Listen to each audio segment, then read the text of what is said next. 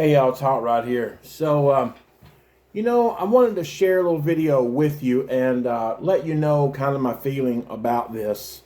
So many times I sit down and watch like a historical documentary, usually on PBS, but because they have all the good ones.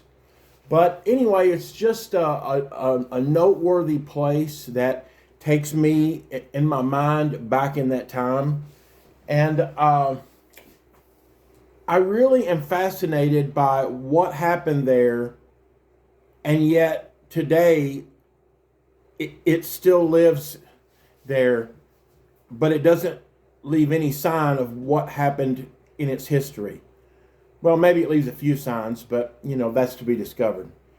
Anyway, it really when I see these documentaries, they really make me want to get out on the road and go explore these places. But oftentimes, what I find when I see these documentaries and I see these amazing historical places, they just really grab my soul. And then I do some research to find out where they are, to get a modern day perspective of them. And I find out they've been torn down. And usually by some ignorant, greedy real estate guy or group.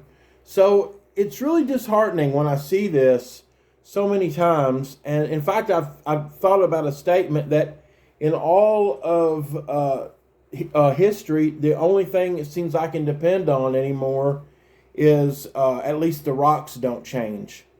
Because so many of these historic buildings disappear really mostly out of neglect is why. If people would actually take care of them and maintenance them, they would live on for quite a long time. And I think it's such a disrespect to those who worked and toiled their life building such buildings, making it happen. Me being in the building trade, I totally know generally what goes on and what goes into creating such a building.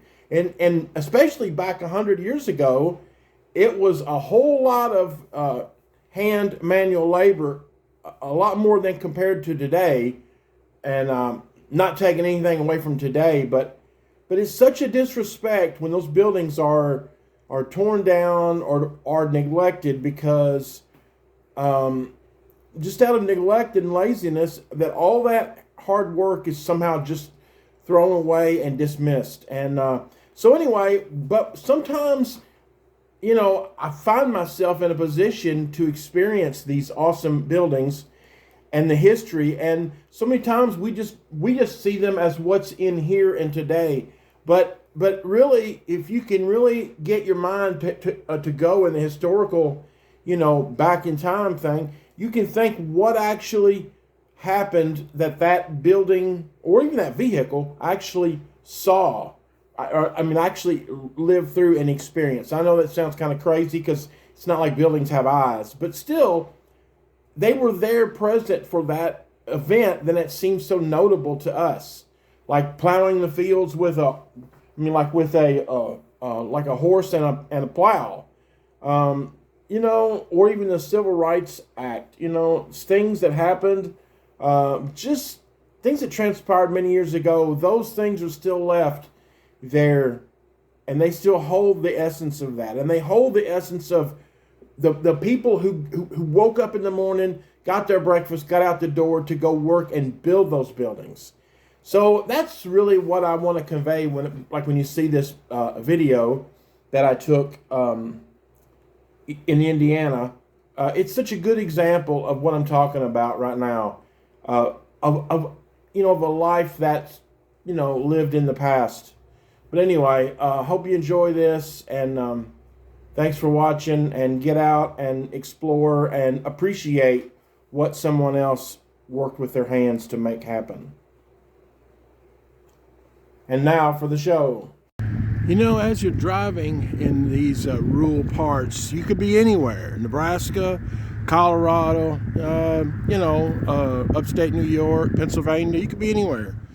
But as you're traveling around these places, and I just happen to be here in southern Indiana, sometimes you'll see these old houses and you see the siding on them, and that siding betrays its age and where it comes from.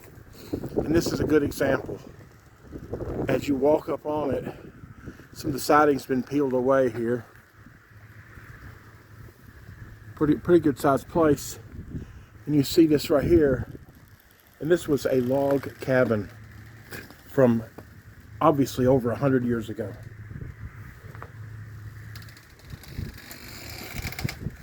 A log cabin.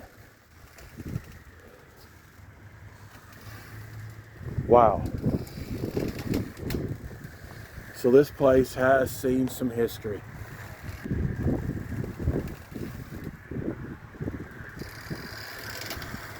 There's the old, where it's been added onto right here. There's been added onto.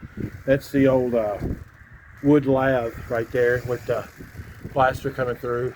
Remodelers and carpenters hate that shit.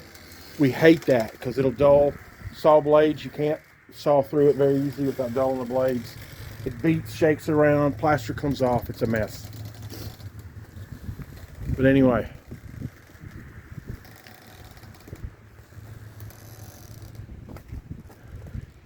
a relic from days gone by.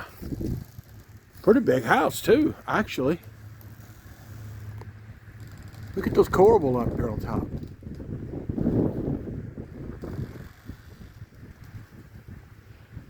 Gone on most of them.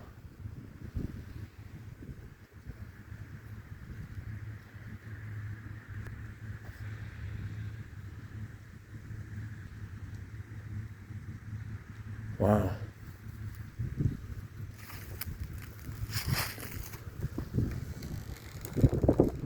Late November, southern Indiana. I wonder what life was here. In an area called Wadesville, Indiana, Parker Settlement area.